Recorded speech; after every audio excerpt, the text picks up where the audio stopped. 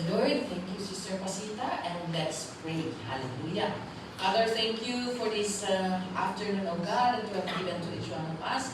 Thank you for the opportunity to come together in your presence, Lord, because we know and we believe, oh God, that as your people gather together, oh God, the fire of the Holy Spirit will continue to burn strong in their lives, oh God. Father, we thank you and we ask thee, oh God, to teach us this afternoon as you give us your wisdom and the understanding that comes from you, Lord, so that whatever things that we are going to learn today will be inculcated in our minds with clarity and with authority, Lord God. Father, we thank you. This is our prayer, Lord. Just use me as your instrument, oh God, in Jesus' name. Amen and amen. So, good afternoon po sa ating lahat. Isang mapagpalang hapon, even to those who are watching online. Praise the Lord. So, we have come to this point once again. Wednesday na. Parang kasasunday lang, tapos Wednesday na agad. Diba? Tapos mamaya Friday na. Sunday na lang. Ang bilis. Mamaya, Merry Christmas na.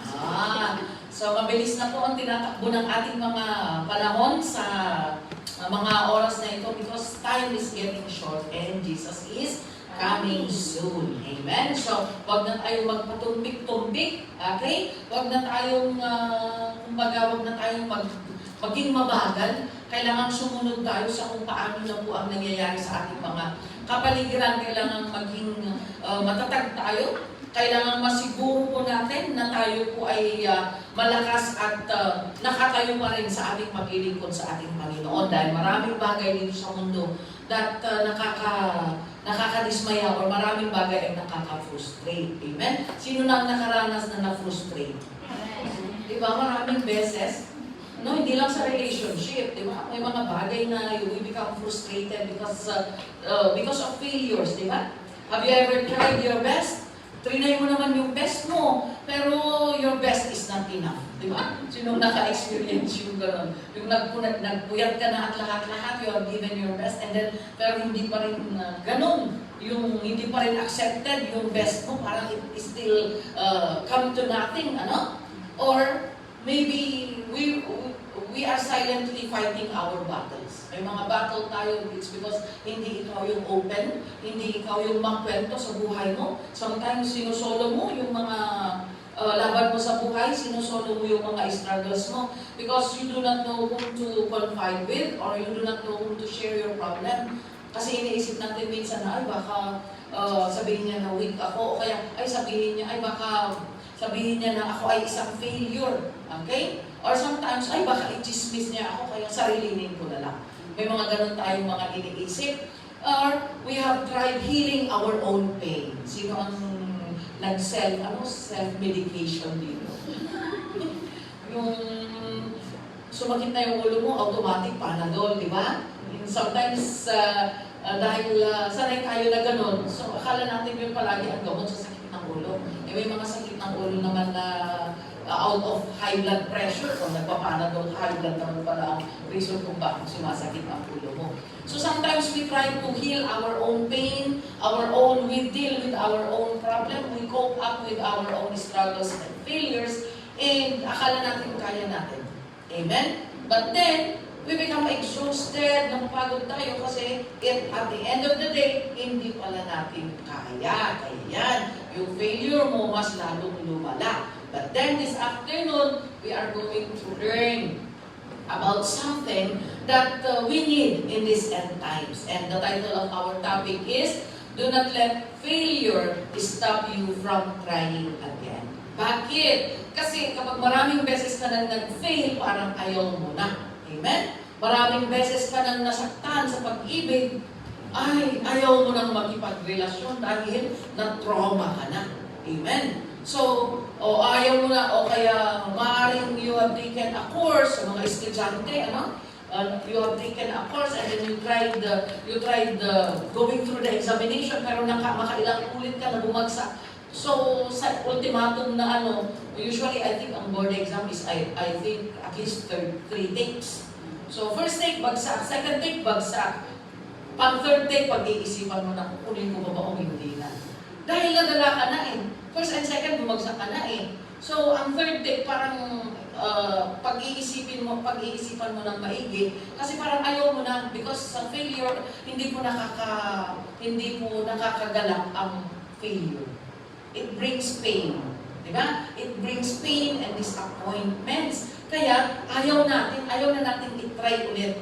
We'd rather choose to try another thing kesa yung ulitin natin yung ginagawa natin.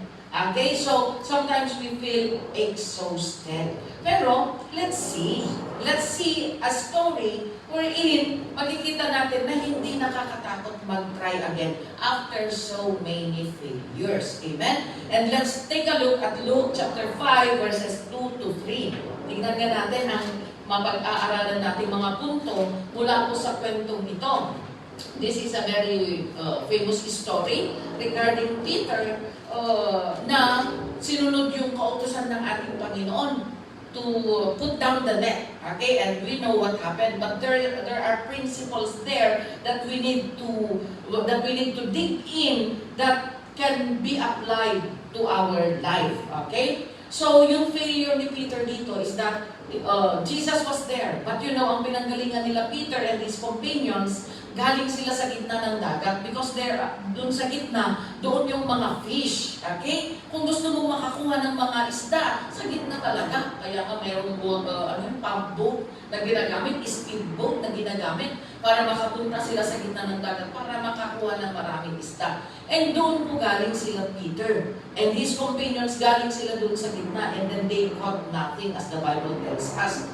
And then nung inuhugasan nila yung mga net nila, there that Jesus saw at the water's edge, two boats left there by the fishermen who were washing their nets. And in verse 3, tumuntong si Jesus, he got into one of the boats, the one belonging to Simon, and asked him to put out a little from the shore. Then he sat down and taught the people from the boat. So what can we see from there?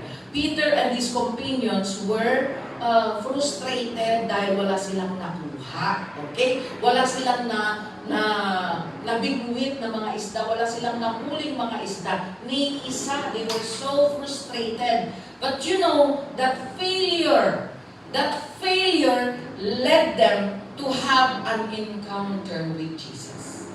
Yung failure na yun, yung walang-wala, yung frustration nila, that frustrating moment of their life led them to encounter Jesus in their life. And sometimes, yan, pinapahintulutan ng Panginoon. Failures and struggles may also be a redirection of God to our lives. It's a negative thing. Failure is a negative thing. But spiritually, lahat ng mga nangyayari sa ating mga buhay, mayroong plano at purpose ng Panginoon. And that failure may be God's way of showing His miracle. Amen? Frustrated sila. They failed. They failed to catch fish. Okay? Talagang kung yun lang ang bread and butter mo, ay talagang malaking dagok yan sa buhay natin. Sa buhay ng isang tao. Kung nag-fail ka doon sa provision mo na ipapakain mo sa pamilya mo, tapos wala kang nakuha, ay sobrang frustration yun, especially to you mothers. Diba? Kung maraming umaasa sa'yo, tapos wala kang nakuha o wala kang maipoprovide, it's very painful on your part. Amen? And it's the same in this event or in this situation. Ganun din, frustrated sila Peter. But then, at the middle of that frustration, it is where they met God. And it's the same, mga kapatid. Sometimes sa buhay natin, pinapadaan tayo ng Panginoon sa mga failures and struggles because God wants to give a message. God wants to speak. God wants God wants us to give Him the wheel. Kagaya ng pagdadrive, if you own a car, you give the manibela to the Lord. Kaya may kanta, diba? Jesus, take the wheel. Because where you live, there I go. Where you live, there I follow. Ibig sabihin, God is in control. And in failures and struggles, there that we can also find a redirection from the Lord. Kaya, it's not the end of the road. If you failed 1 time, 2 times, 3 times, or kahit ilang times pa na nag-fail ka, that's not the end of your life. That's not the end of everything. Amen? And so, kagaya ni Jacob, when he was running away from Esau, dahil alam niyo po yung niloko ni Jacob si Esau. He took the inheritance supposed to be for Esau, pero dahil nilinlang niya, nagpanggap siya na siya ay si Esau, so he took the greater blessing. And alam niya na dahil sa galit ni Esau, gusto niyang patayin si Jacob. So here, Jacob ran from his hometown, going to another place. And when he was exhausted from running, there that he met God in a dream. Amen? Sometimes yung dulo ng pinaka-strength mo, at the end of your own strength, faith begins. At the end of your own wisdom, that's where God will reveal who He is in our life.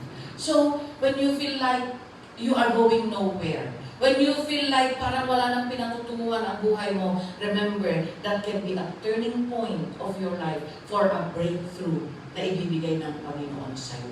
So, failure means, yan na yung kahihinatnan mo. Failure does not mean, it does not mean na yan na yung destiny mo.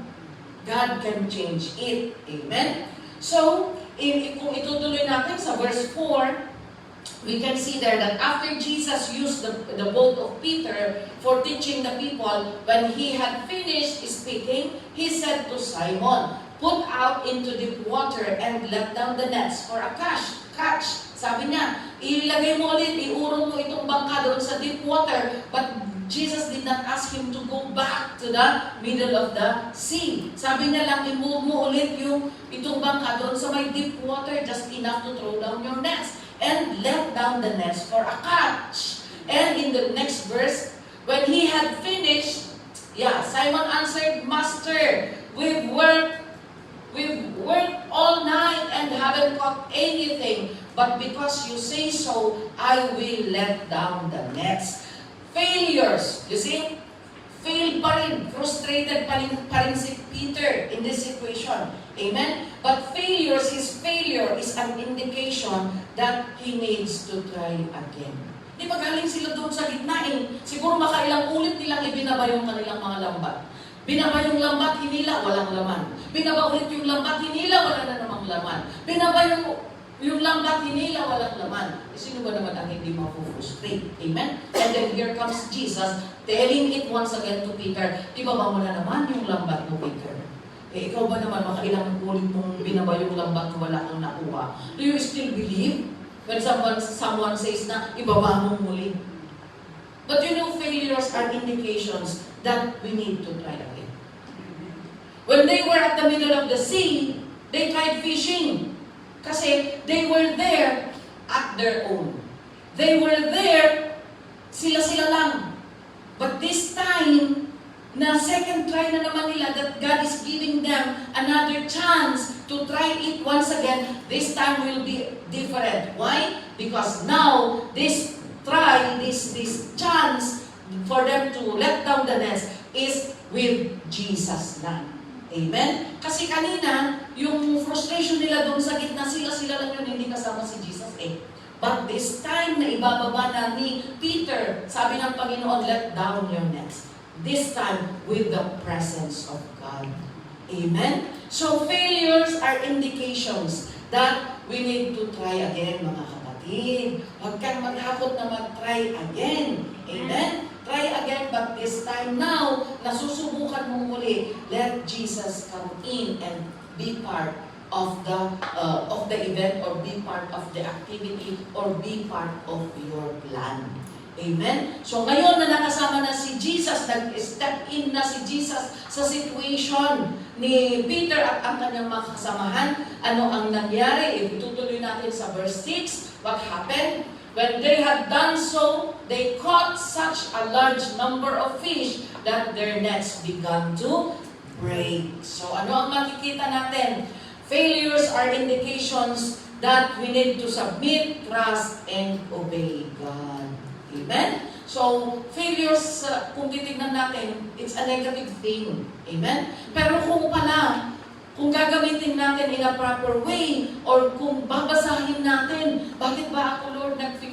Bakit na maraming beses na? Bakit nag-fail ang marriage ko, Panginoon? Bakit nag-fail ang anak ko ganito? Bakit ako nag-fail sa mga decisions ko? Allow God to step in. Allow God to step in. You cannot solve your own problem. You cannot solve your own struggle by your own. Amen? Palubusan tayo maumunod ni Kristo. Palubusan tayo na papasok at mangialam si Jesus sa buhay natin. And there, when Jesus will step in your frustrating situation, there that we can see the difference. You see? Hindi naman sila bumalik sa gitna. The same boat ang ginamit. The same sea. Hindi naman sila pinalipat ni Lord. Hindi niya sinabi na, kasi ang dagat na ito, patay. Punta tayo sa ibang dagat. Wala naman tayong binasa ganito na inilipat sila ng Panginoon. Amen? So we do not need to change location to be blessed. God will use the same thing, the same location, the same situation, the same tool para i-bless ang bawat isa sa atin. All we need to do is allow God to step in our situations. Amen? Kailangan pahintulutan natin ang Panginoon na mangialam sa ating mga buhay. And why did we fail in the very first place? Because we did it on our own way. Diba? Kung titignan natin, nag-fishing sila without the presence of God. That's why even in the Old Testament, whenever the Israelites or the kings will go to battle, kailangan bitbit nila yung Ark of the Covenant. The Ark of the Covenant symbolizes the presence of the Lord. Kaya kung pupunta sila sa battle, they need to bring the Ark of the Covenant. Kung hindi nila isinama, they will be defeated. Pero kung isinama nila yung Ark of the Covenant representing the presence of God, nananalo sila. They are winning their battles. Amen? And it's the same until today because God is the same yesterday, today, and forever. If we do not allow God to come in our situation, the result will always be failure. You failed many times, 10 times, maybe 100 times. Kung hindi natin pasasalihin ang Panginoon sa ating mga buhay, sa ating mga desisyon, all the things that we are going to do will always be a failure. Amen? But we praise the Lord dahil kapag nangialam ang Panginoon, kapag nakasali ang Panginoon, when we submit and obey. Kasi sabi ni Peter, sabi niya, Lord, kasi sabi ng Panginoon sa kanya, let down your nets. Try again. Subukan mo ulit. Kahit makailang beses mong sinubok pero wala kang nakuha, ngayon subukan mo ulit. And Peter reasoned out, sabi niya, Lord, galing kami sa gitna. Tama naman. Lord, galing nga kami sa gitna, wala kaming nakuha. Dito pa kaya sa may gilid? Mas lalong wala kaming makukuha. Pero ang maganda kay Peter, kahit na gano'n na medyo may resistance yung kanyang heart, medyo ayaw niyang sumunod kasi nga, in his intellect and in his experience, wala kang nakuha sa gitna, dito pa kaya sa gilid, di ba? Parang it's foolishness. Pero, dahil sabi ng Panginoon, dahil alam niya na ang Panginoon ang nagsasalita, kaya kahit against His will, against His conviction, sinabi niya, because you say so, but because you say so, I will let down the nets. Kaya ganyan din ang gusto ng Panginoon. You do not need to understand with clarity bago ka tumupad. Kahit hindi mo pa naiintindihan, tumupad ka. Amen? Kahit hindi pa masyadong klaro sa'yo, sundin mo. Because as you obey, there the things will become clear to you. Amen? Lord, hindi ko pa naiintindihan ang tithing kasi hindi pa ako magbibigay. Kahit hindi mo pa naiintindihan. Hindi nga rin namin naiintindihan. Hindi rin namin actually naiintindihan ang mga ino-obey namin na mga will of God. But because He said so, but because nasa Bible naman, nababasa naman sa Bible namin. Pero syempre, hindi, we really cannot understand fully the will of God by one sitting, dahil lang sa ating pagpupo ng ilang beses sa isang buwan, o kaya pag-attend ng isang oras, kulang to understand everything. But then, because we can see it in the Bible, whether you understand or not, we obey. Because you said, so, Panginoon, then I will let down the nets. Because you said, so, Lord, that's why I give my tithes. Because you said, so, Panginoon, kahit hindi ko pa naiintindihan ang water baptism, then I will submit to water baptism. Because you said, so, Panginoon, ang mga bilin mo na ito ay hindi ko man po klaro naiintindihan, but because you said, so, I will obey. Amen? So makikita natin dito na kahit ganun na frustrated at nadismaya, yung feeling ng nag-fail ka, di ba? Alam naman natin yung feeling na yun. Magulo, complicated ang emotion natin. But then, Peter chose to submit to God's will and to trust God, and he obeyed. And ano ang nangyari? His trust and submission and obedience to the word of the Lord brought forth the miracle. Kaya nakahuli sila ng maraming mga isda sa gilid pa lang sa may hindi masyadong malalim na part ng tubig. So nakahuli sila, nakakuha sila, that their nets began to break. Yan ang sabi dito sa Bible. So when we obey and submit to the Lord, your empty vessels will be filled with God's presence. Your empty wallets will be filled with God's provision. Your empty heart, void of love, walang love, walang understanding, will be filled with God's wisdom, God's understanding, and God's favor.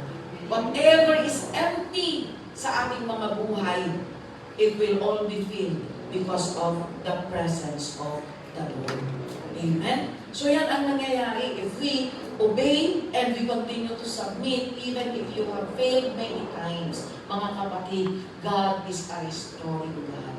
Of course, we understand, kasi naranasan din naman natin mag-fail. That when we fail many times, ayaw na natin talaga. Kasi natutrauma tayo, di ba? Natutrauma tayo. But then, God wants us to keep try and try, keep trying and trying and trying again. Now, with Jesus our Lord and King. And we can see there that God has the ability and power to restore whatever we have lost or whatever things that the enemy had taken away from us.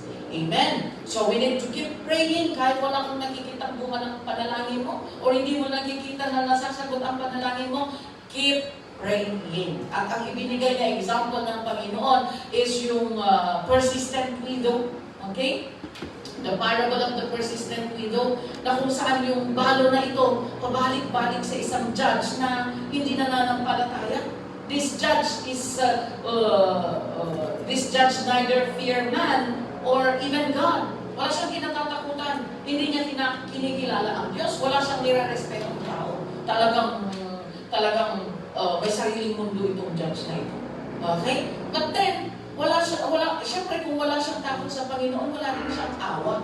And this widow keeps coming back to God, keep coming back to this judge na humihingi ng favor. Sige nanay, paglaban mo naman ako, bigyan mo naman ako ng katarungan. Night and day.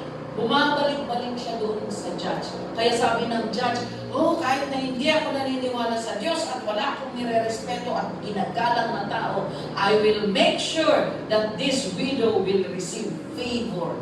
Bakit? Kasi so that she will not keep coming and bothering me.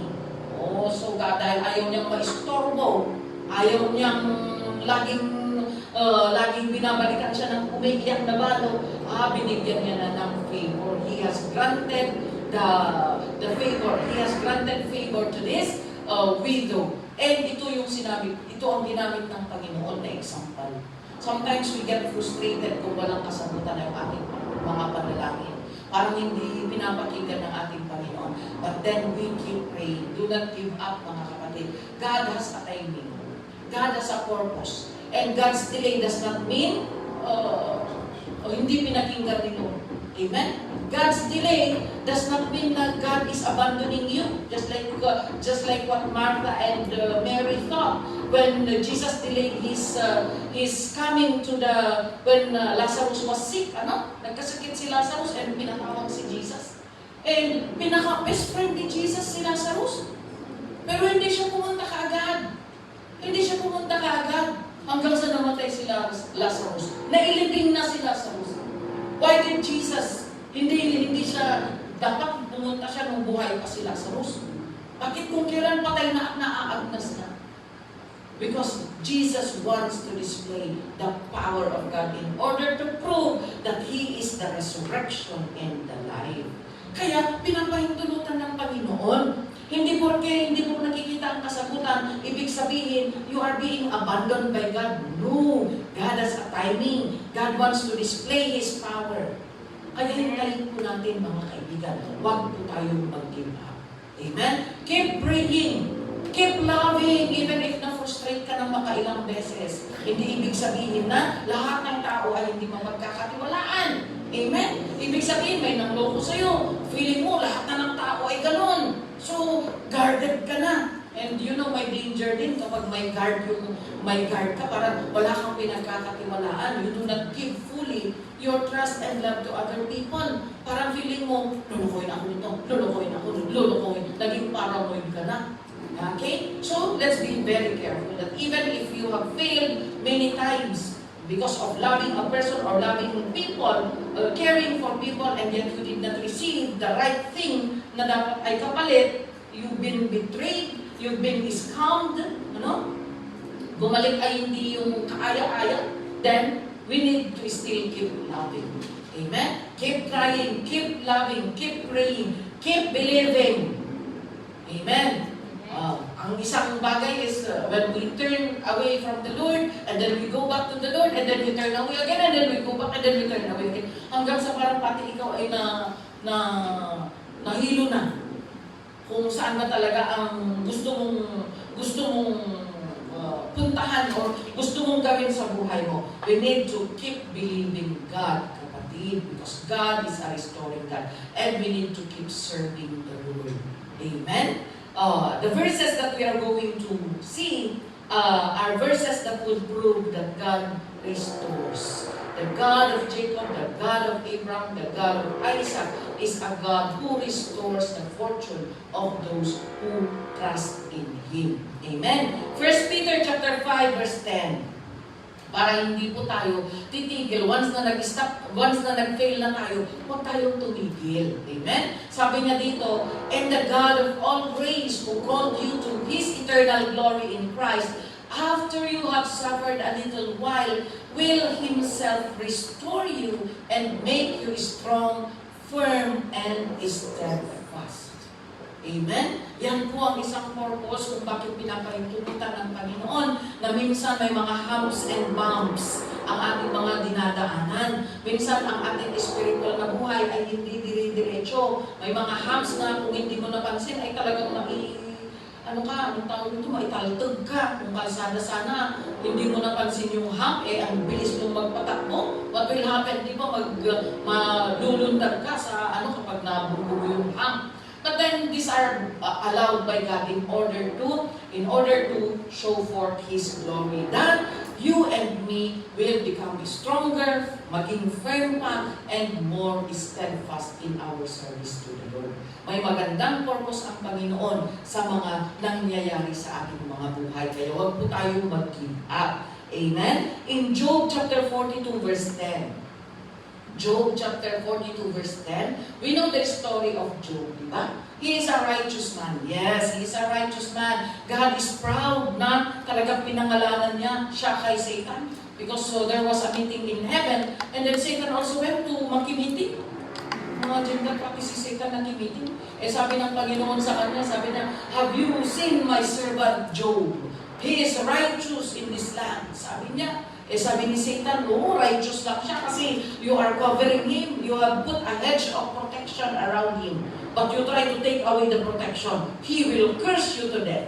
Sabi niya, allow me to touch your servant Job. So sabi ng Panginoon, okay, you can touch him, but not the man himself. So you see, God allows Satan to touch us, pero may boundary. Okay, may boundary na sinet ni Lord. Sabi niya, you can touch him, but do not touch the man. So ang ginawa ni Satan, dahil hindi niya matouch yung si Job, ang ginawa niya, pinatay niya yung mga animals ni Job at even yung mga anak ni Job. Sabi niya, pinatay mo na ang mga animals mo, wala ka ng pagkakakitaan. Pinatay mo na din ang mga mahal mo sa buhay para isumpa mo ang Panginoon. But Job did not curse God. He continued to serve the Lord. Kaya pati yung asawa niya, sabi ng asawa niya sa kanya, nagpupuri ka ba? Patay na mga ari-arian mo. Wala na mga ari-arian mo. Wala na ang mga anak mo. Bakit ka pa nagpupuri? You curse God and die. Sabi ng asawa niya. So pati yung asawa niya, naging prosecutor niya tuloy. Amen? So, but Job continued. And then, the next meeting ulit, nag-report si Satan, pinatay ko na. So, anong nangyari? Did he curse me? No. Sabi niya, but you let me touch him. Because he is not serving you for nothing. Alam ko na nagsisilbi siya kasi alam niya na you are protecting him. But you take away your protection and let him curse you to death. Sabi ni Satan. So sabi ng Panginoon, okay, you can touch him, but do not touch his life. So may boundary ulit. So ano ang ginawa ni Satan? Ayan, nilagyan niya ng boil ang katawan ni Job from head to toe hanggang sa talampakan niya punong-puno ng pigsa. According sa mga nakaranas ng pigsa, kahit isa lang daw, sobra. Sinong nakaranas ng pigsa dito? Yeah. Mostly pa ang tinutubuan ng pigsa doon sa may puwet, di ba? Yun ang sabi nila, o kaya sa mga kili-kili, mga ganon. Ang sakit, parang lahat na ng katawan mo ay apektado kapag may pigsa ka. So imagine mo yung hanggang dito sa may puyo, hanggang sa may talampakan niya, punong-puno ng pigsa. Yung parang gadil na, no? Yung parang, ang description ng Bible is, he is using a broken pot to scrape yung mga, yung mga pasan niya, yung mga nana, okay? And the dog is licking his wounds. So nakakadiri talaga. But here, when Job was tested, nai-reveal tuloy kung ano ang nasa puso niya.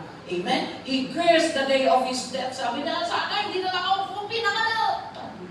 Bakit pa ako nagkaganito? Meron pala siyang question din sa puso niya na hindi kaaya-aya sa Panginoon. So you see, sometimes the trials, the problems will bring about what's in our hearts. But we thank God kasi when we understand the plan of God, and after all, dahil naintindihan na ni Job ang plano ng Panginoon sa kanyang buhay, after Job had prayed for his friends, dahil may mga friends siya na imbis na makatulong, lalo pang ipinindang siya. But you see, look at the principle of this. When Job prayed for his friends, the Lord made him prosperous again and gave him twice as much as he had before. In other version, it says there, God had restored the fortune of Job. Ni-restore ng Panginoon yung nawala sa kanya. But what is the key when Job prayed for his friends? Anong makikita nating importance dito? When you take away your eyes sa iyong sarili and you try to pray for other people, to pray for the needs of other people, and not you, yourself, ang center ng prayer mo, there that the Lord will restore whatever fortune that have been taken away from you by the enemy. Amen? So when he started praying for his friends, it's not praying for himself. Can you see the principle there? Can you see the formula? So when we start to pray for other people, there the Lord will restore the prosperity that He had given us. Amen? So ganyan po, God will restore everything that had been lost because of our faith and obedience to our God. Jeremiah chapter 30 verse 17, but I will restore you to health and heal your wounds, declares the Lord, because you are called an outcast, Zion, for whom no one cares. Yes. If you feel like nobody cares for you, if you feel like you are fighting your battle alone, if you feel like parang walang nakakaintindi sa'yo, di ba? Ang hirap ng ganong sitwasyon.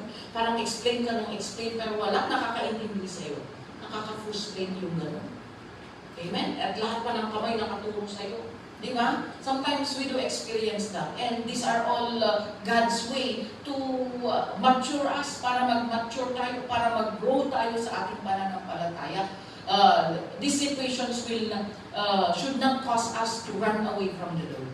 Amen? Kung may mga experiences tayo na kung saan parang mag-isa na lang tayong lumalaban, we are standing alone. O praise the Lord pa rin, kahit alone ka, standing ka. Amen?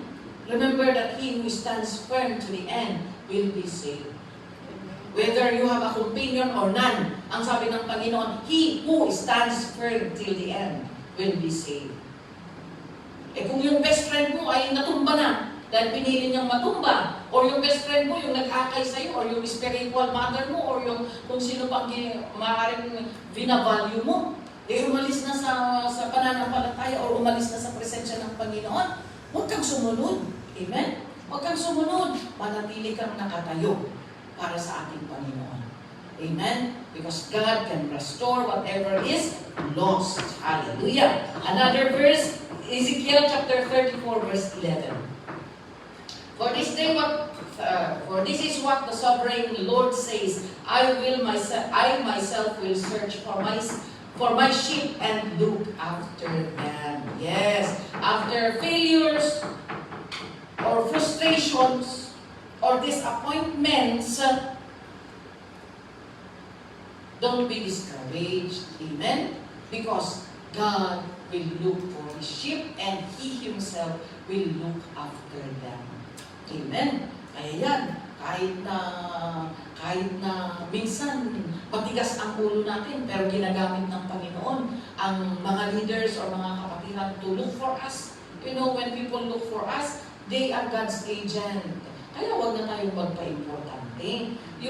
May dumaan sa wall ko sa Facebook, sabi niya, importante ka sa ministry, pero huwag kang magpa-importante.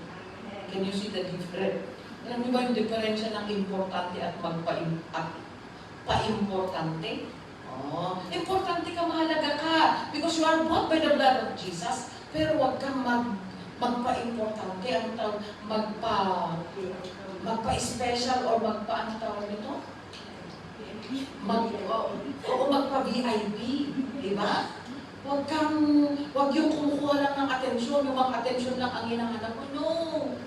In serving the Lord, you will be at a point na nobody appreciates, nobody sees, nobody even say thank you to you. Be ready for that. That's part of our growth. Amen? When nobody cares and nobody appreciates what you are doing, but you are still doing it anyway. Hallelujah, praise the Lord. Talagang matibay ang pundasyon mo, kapatid. Amen? Pero kung pagbaba mo dito, thank you.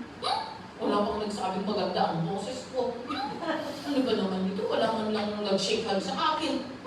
Eh, kung ganun yung mga hinahanap natin, ay, all the more na mafufrustrate ka. Bakit? Konti na lang ang gumagawa. Amen? Kaya tayo din mga Kristiyano, kahit puso nawa, parang wala nang pakialamanan dahil naging digital ang lahat. Sa Facebook, ang daming bumabati, hi, hello, pero sa face-to-face, walang gumagaway, walang nagsishake hands, walang nahumumusta, ano? So, kahit na ganun, matuto din tayo. Matuto din tayo na mag-appreciate, mga kapatid, wag tayo maging madamo. Amen? Manumot lang kayo, ibaga nga, ay, God bless you sis, you've done well. Good job. Diba? Good job, people. Good job, sister. Good job, pastora. Good job, brother. Good job, mga kapatid. Natapyasan ka ba? Kung ginawa mo yun, wala naman. Di ba? Napagod ka ba? Hindi naman. Pero ewan ko ba, naging tamad ang mga tao. And you know, the word of the Lord says, if we have time and opportunity to give encouragement, do so while you have the power to do it. Appreciate while you have the power to do it. Amen? Kasi when that person is already in the coffin, ano bang masasabi mo? Kahit pa napakahaba ng eulogy mo, wala na. Kahit pa sinasabi mo na, ang taong ito ay napakabuti niya, siya ang gumawa, siya ang ginamit ni Lord na, hindi na niya mapapakinggan. Bakit hindi mo sinabi nung buhay siya? Diba? Why did you not say it? when she is still alive or he is still alive. You are the best mother in the world. Kung patay na ang mama mo, bakit hindi mo sabihin ngayon na buhay mo siya? Di ba? Minsan nag-greet tayo ng happy birthday mama, you are the best mother in the world. Eh wala namang Facebook si mama mo. Paano yan? Bakit hindi mo sabihin face to face na siya ang best mother? Baka yan lang ang inihintay niya para ma-enjoy pa niya ang pag-aalaga sa inyong magkakapatid. Amen? Sa iyong tatay, sa iyong mga kapatid. This is the time to appreciate people. Not when they are already inside the coffin. Amen? So wala nang saysay kapag ganun. Okay? So Romans 8:28. Romans 8:28, and we know that in all things, God works for the good of those who love Him, who have been called according to His purpose. Yes, lahat ng nangyayari sa buhay natin, may plano ang Panginoon na mabuti. It's either God will show His miracle through the other part or other party, or dahil pinapalakas ka ng Panginoon. And God still has a way of bringing things together. Amen? Hindi natin pwedeng limitahan ang magagawa ng Panginoon sa ating mga buhay. You know, I have a niece na 3 months old pa lang iniwan na ng father nila. 3 months old, ano bang alam ng bata? Ano bang alam ng 3 months old na baby? Diba? 3 months old. And akala namin gano'n na. Wala nang ano. But then recently, after 30 years, 33 years, 31 years, imagine 3 months old, hanggang naging 31 yung pamangkin ko. That's the only time that she met her dad. Parang medyo sana sasabihin ko, panginatay mo tapos sit. Sasabihin ko sana sa ate ko, na medyo magpa-importante ka naman. medyo magpabili ka naman ng konti, huwag kang agad-agad na bumigay. But you know, it's not the principle of a Christian or a believer of the Lord. Amen? We just thank God na nagkita sila and nag-start ang forgiveness. Amen? And reconciliation. Ikaw ba naman ang lumaki na wala kang tatay? For us, na may tatay at may nanay, buo ang pamilya natin, we cannot really relate to what they are going through. Nobody can understand them. They themselves. Hindi natin pwedeng sabihin na, kapro ni mama, nandiyan naman si lolo mo, nandiyan naman yung mga tita mo. Hindi rin natin alam yung void, space, yung emptiness sa kanilang mga puso. Okay? But then, God has a way for His children. Lahat ng nangyayari sa mundong ito ay may plano kung maganda ang ating Panginoon. So do not give up. Even if you have failed in your marriage life, maybe, in your relationships, to your husband, to your parents, to your children, even to the ministry, sa mga ka-ministry mo, do not give up. Merong itinuturo ang Panginoon sa bawat isa sa atin. God may be teaching us humility. God may be teaching us to bear with one another. God may be teaching us to be considerate of other people. God may be teaching us to keep quiet and let others do the talking. Sometimes ganun. Amen? Maraming mga bagay ang nangyayari sa atin. But we need to always believe that in all things, whether bad or good, God has a purpose for those who love Him. You see, the purpose of God in all things, whether good or bad, is applicable to those who love Him. Sa mga nagmamahal sa Kanya. So kung alam mo na naglilingkod ka, minamahal mo ang Panginoon at nagsisilbi ka, good or bad, dahil dumarating sa buhay mo, ay may planong maganda ang Panginoon. Amen? Another thing, Psalm 71:20. Psalm 71:20, though you have made me see troubles, many and bitter, you will restore my life again. From the depths of the earth, you will again bring me up. Yan. God allows many troubles. As even Christians, bakit kaya? Minsan nagtataka tayo, akala ko pa naging Kristiyano na ako, dapat wala na sanang problema. Eh bakit mas dumami ang problema? Kaya may mga nagtatanong ng ganun eh. Di ba? But you see, God allows His people. Kaya nga sabi ng Panginoon, carry your own cross daily and come follow me. You cannot be my disciples if you do not carry your own cross, sabi niya. So the cross that we carry are the things, the problems, the trials, the sufferings, the persecutions, the rejections. that we encounter in our life while we are serving and while we are doing the will of God. But God said, carry your own cross and come follow me.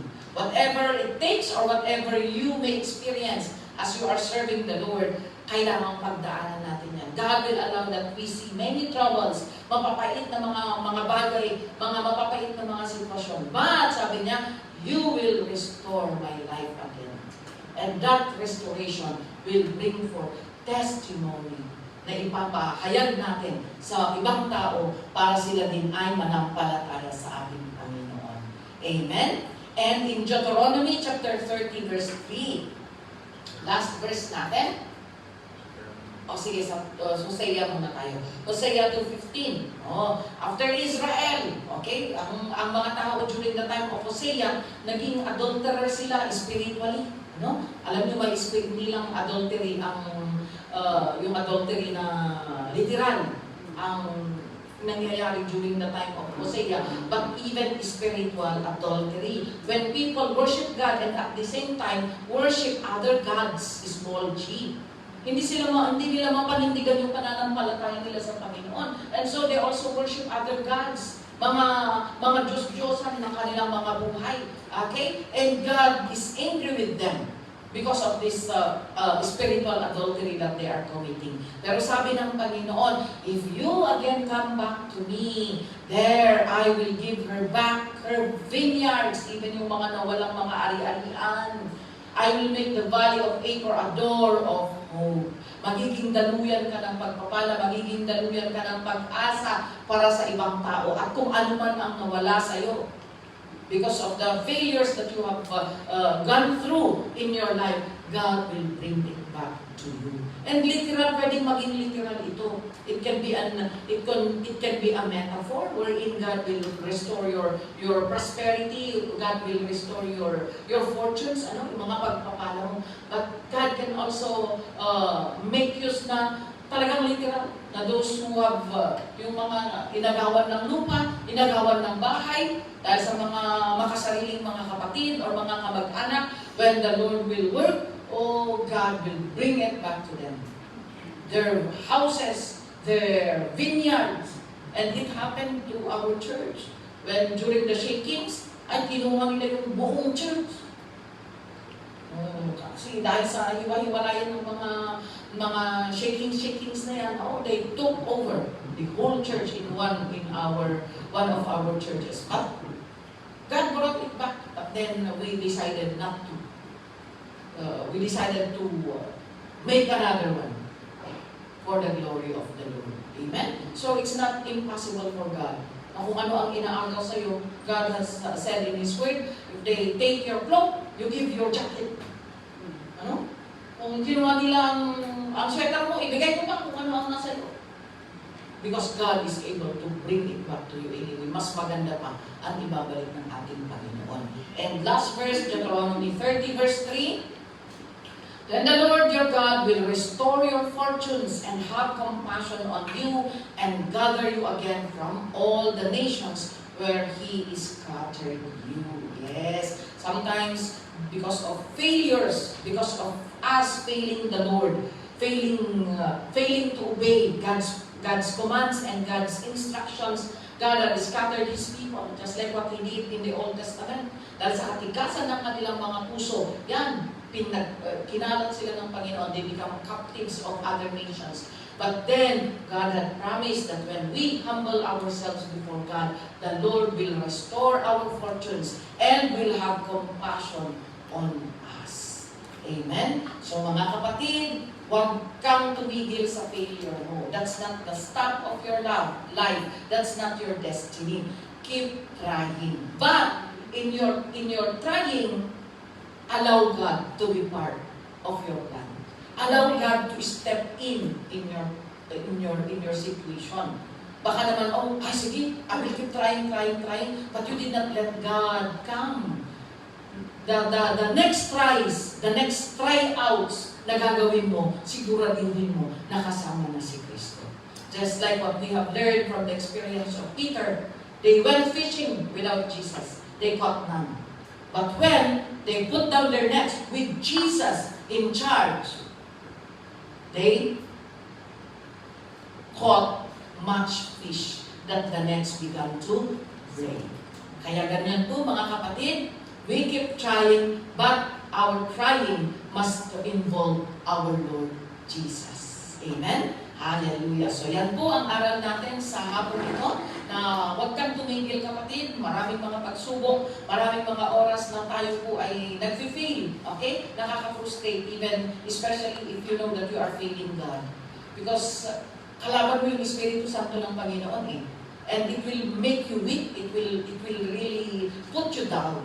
But then, don't allow the enemy to step on you, but then you rise up with humility in the Lord and continue to submit your life to serve God. Amen? So, thank you for listening at sana po magkakasama tayo, hawak kamay tayo na maglingkod sa ating Panginoon.